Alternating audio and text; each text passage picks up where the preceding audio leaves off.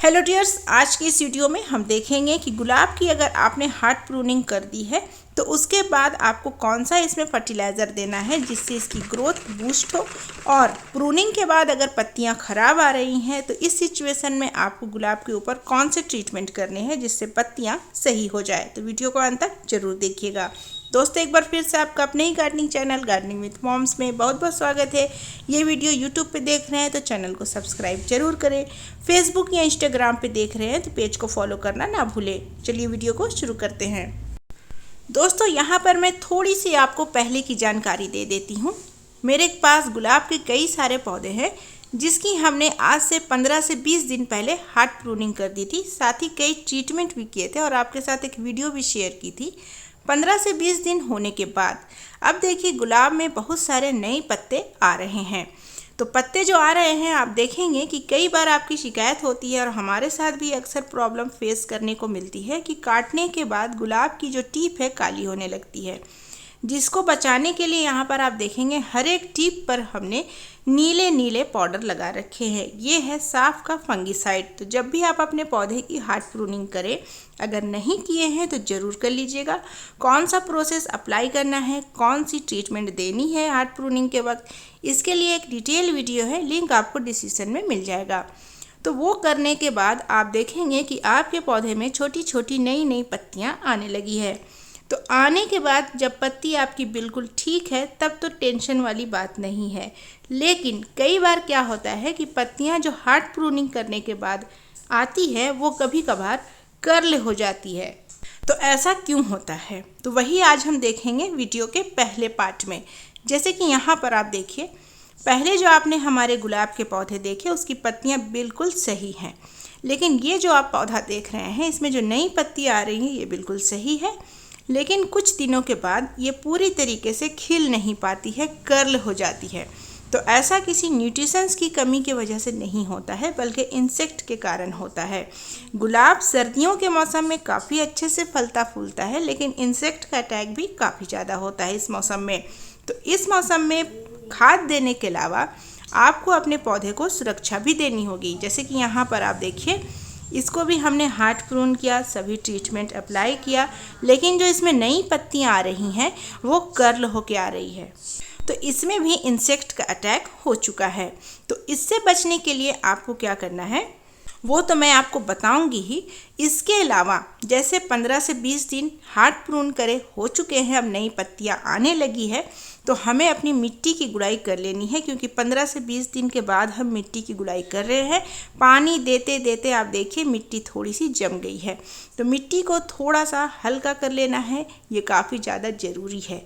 और एक चीज़ मैं आपको बता देती हूँ, जब आप अपने गुलाब की हार्ड प्रूनिंग करेंगे तो पानी की मात्रा कम देंगे, खूब सारा भर करके पानी नहीं देंगे, चाहे गमला जितना भी बड़ा हो। ऐसा क्यों करना है, क्योंकि पत्तियां हैं नहीं तो फोटोसिंथेसिस का काम कम से कम होगा, जिससे पानी की रिक्वायरमेंट बहुत कम होगी। तो पानी आप ज़्यादा देंगे तो जड़ें सड़ सकती हैं, पानी इसीलिए कम देंगे, नहीं तो नई पत्तियां जो आएंगी वो पीली आएंगी। तो ये आप ध्यान में रखिएगा। आपको हार्ड प्रूनिंग के बाद चाहिए फास्ट ग्रोथ। फास्ट ग्रोथ के लिए सबसे अच्छा जो माना जाता है गुलाब के लिए NPK, मतलब कि नाइट्रोजन, फास्फोरस और पोटेशियम। तो ये उसी का मिक्सचर है। तो ये हमें अपने सभी गमले में इस मिक्सचर को डालना है। इससे क्या होगा कि इसकी ग्रोथ बहुत तेज होगी, फूल जो आएंगे बड़े साइज के आएंगे और फूलों का जो कलर होगा वो काफ़ी ज़्यादा खूबसूरत होगा। एक कलर होता है, एक होता है खूबसूरत कलर। तो इस फर्टिलाइज़र को डालने के बाद साइज़ तो बड़े होंगे ही फूलों के, कई सारे नई ब्रांचेस भी आएगी और फूलों की खूबसूरती भी अलग से दिखेगी। तो ये वाला फर्टिलाइज़र आप ज़रूर डालिएगा। अभी इसे बनाना कैसे है वो भी मैं आपको बताऊंगी, क्योंकि जितने भी फर्टिलाइज़र मैं इस्तेमाल करती हूँ सब घर पर मैं खुद से बनाती हूँ। आप भी इसे अपने घर पर ज़रूर बनाइएगा और पौधे के ऊपर ट्राई ज़रूर कीजिएगा।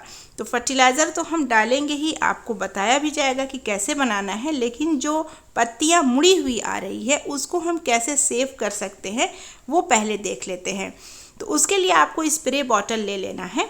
स्प्रे बॉटल में आपको स्प्रे तैयार करना है, जिसके लिए हमें ज़रूरत पड़ेगी 1 लीटर पानी का। 1 लीटर पानी आपको ले लेना है, नॉर्मल वाला पानी लीजिएगा उसके बाद आपको क्या करना है, इसमें आपको एक फंगीसाइड आता है जो साफ का काफ़ी अच्छा माना जाता है। मैं कई दिनों से इस्तेमाल कर रही हूँ। ये देखिए, ये आप ऑनलाइन भी परचेज़ कर सकते हैं या फिर ऑफलाइन भी ले सकते हैं।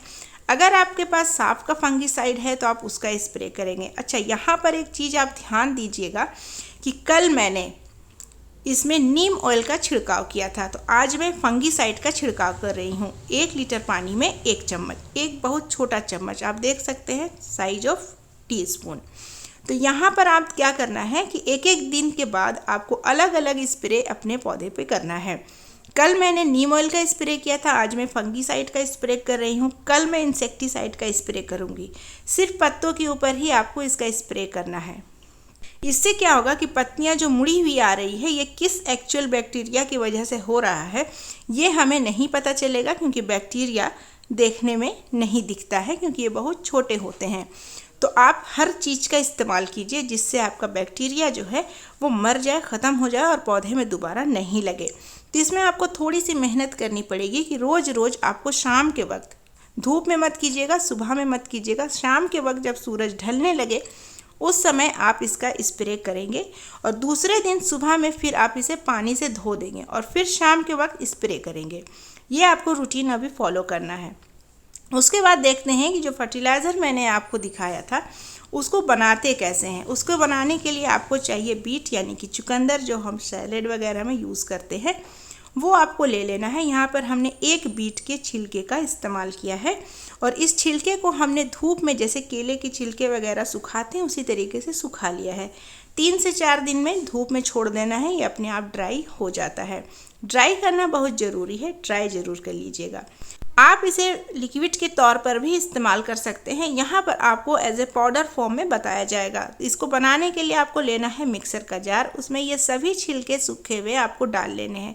अब मिक्सर के जार में सिर्फ अकेले आप इसे नहीं पीस सकते, क्योंकि इसकी क्वांटिटी बहुत ज़्यादा कम है, ये ठीक से बारीक नहीं होगा। तो इसके साथ हमने मिलाना है यहाँ पर चाय की पत्ती। मेरे पास टोटल 12 से 13 गमले हैं गुलाब के, तो 12-13 चम्मच मैं यहाँ पर यूज़ की हुई चाय पत्ती ले रही हूँ।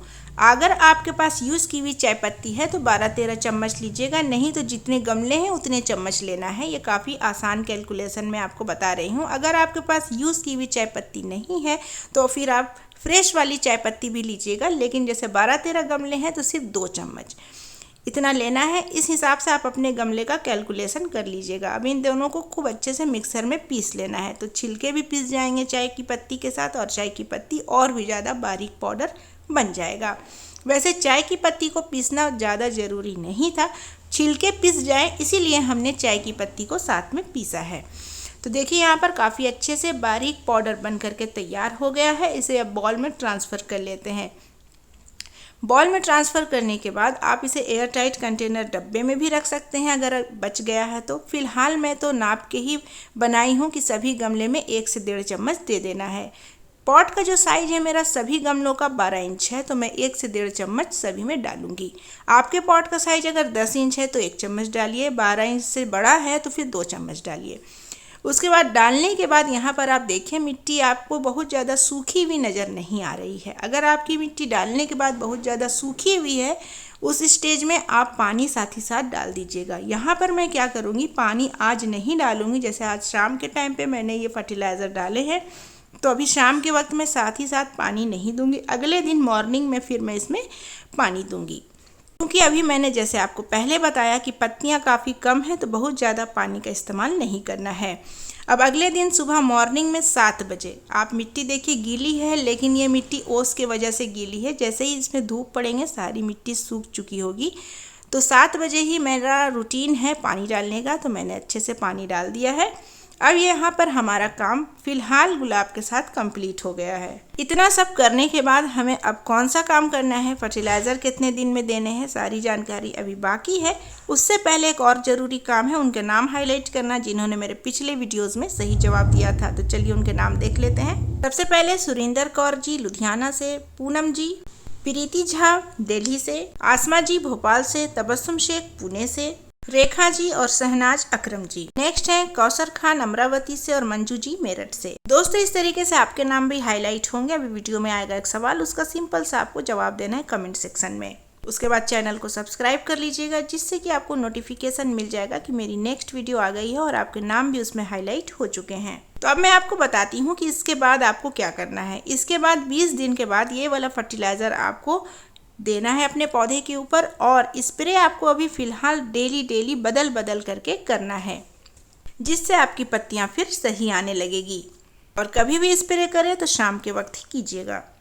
गुलाब के पौधे के ऊपर विंटर सीजन में कैसे आपको भर भर के फूल लेना है, ये सेकंड पार्ट था। फर्स्ट पार्ट में हार्ड प्रूनिंग के ट्रीटमेंट बताए गए हैं। आपने अभी तक नहीं किया है, नवंबर खत्म होने से पहले हार्ड प्रून जरूर कर लें। तो दोस्तों, आज की वीडियो का मेरा सवाल है कि कल मैंने किस चीज़ का स्प्रे अपने गुलाब के पौधे पर किया था। तो जवाब मेरे कमेंट सेक्शन में दीजिएगा। जवाब के साथ अपना नाम आप कहाँ से ये जरूर लिखिएगा। साथ ही प्लांट से रिलेटेड कोई भी प्रॉब्लम है कमेंट सेक्शन में पूछिएगा, मैं हर एक कमेंट का रिप्लाई करती हूँ।